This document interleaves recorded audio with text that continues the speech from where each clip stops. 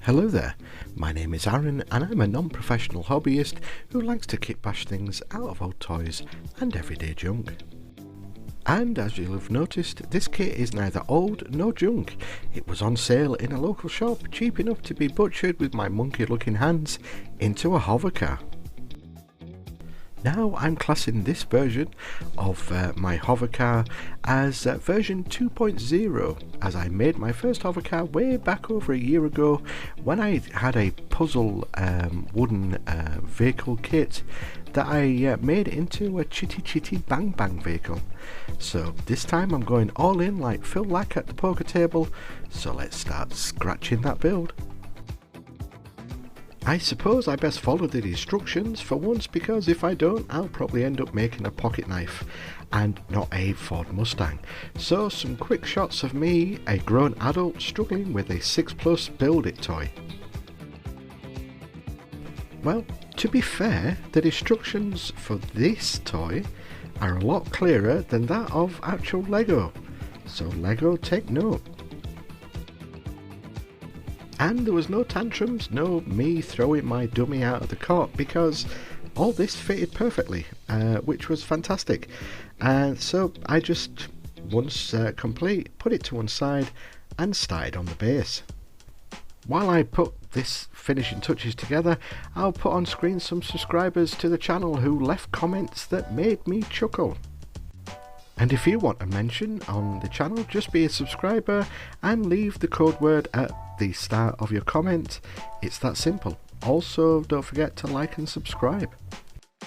So with the Mustang built, I leave a side panel off so I can add some greeblies to it shortly, and leave the wheels off too, because where this is going, it doesn't need roads. Copyright Doc Brown.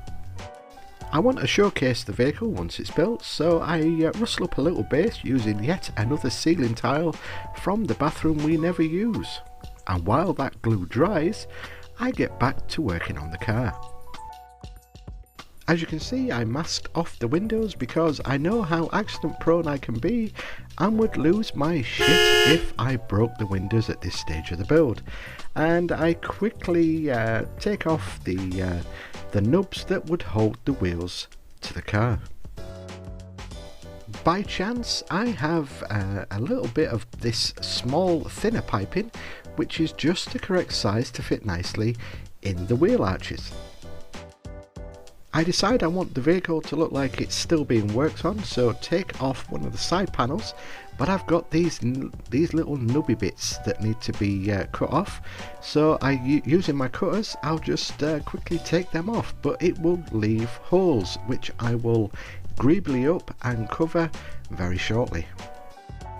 I then glue the piping to the wheel arches and reach into my bag of old aircraft model kits and find a body I can use for the underneath, and this will be perfect for the start of bulking the underneath out.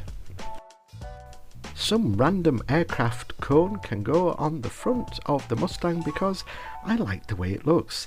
Then it's on to bulking out the underneath more. The underneath isn't going to be on display, but it's going to be there, so that's why I just want to bulk it all out to look like this is all the workings of making a hover car. It's going to be rough and ready, just like it's going to be a barn find or somebody's been building this in a barn. Once the underneath was done, it was on to the side panel, and to cover all those gaps and holes, I'm just going to use random bits of model kits to cover everything up. After a short while, I finished up greebling the Mustang up, and I want to tip my hat to Back to the Future, so I harvested a few greeblies and quickly made my own flux capacitor. Copyright Doc Brown, yet again. And my flux capacitor looks nothing like Doc Brown's. That's simply because A, copyright, and B, I was just using the greeblies that I had on hand.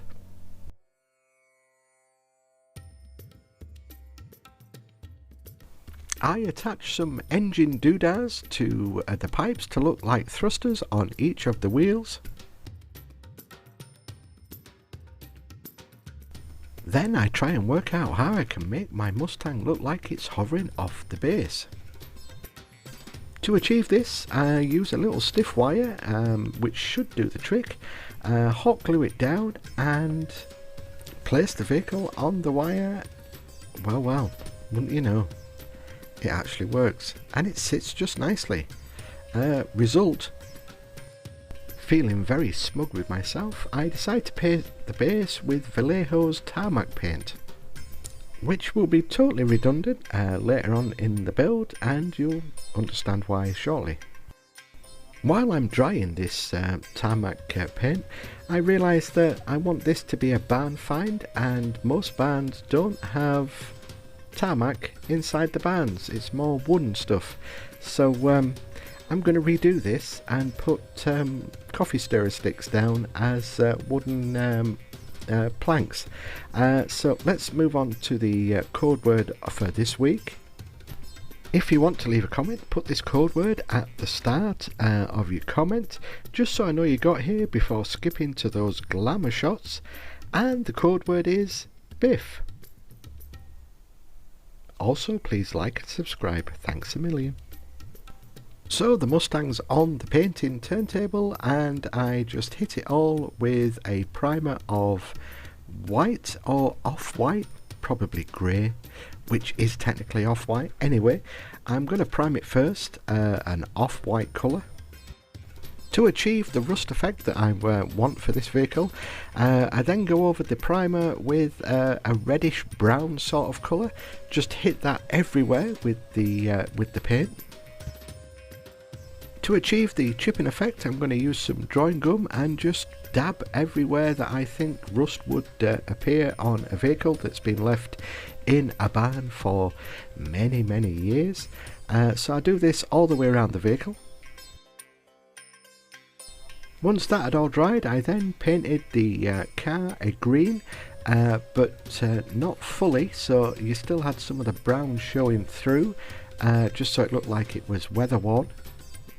I also painted the underneath black, because then I can just go over that with a dry brush of silver. And then I'm going to go over all the vehicle with this, which is like a rust colour from Green Stuff World. So I try and avoid the brown and the green as much as I can, but spray the main areas of the body of the vehicle with this rusty coloured look.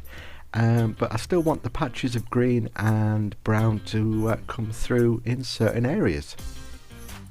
I took my time doing this and just carefully applied where I thought the blue colour would be more prominent than anything else.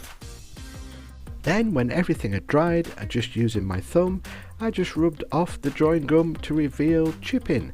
And I do believe it actually worked, which I was quite pleased about. Now, rust doesn't have to be perfect because, well, rust isn't perfect. It'll just hit anywhere that you don't think it would hit.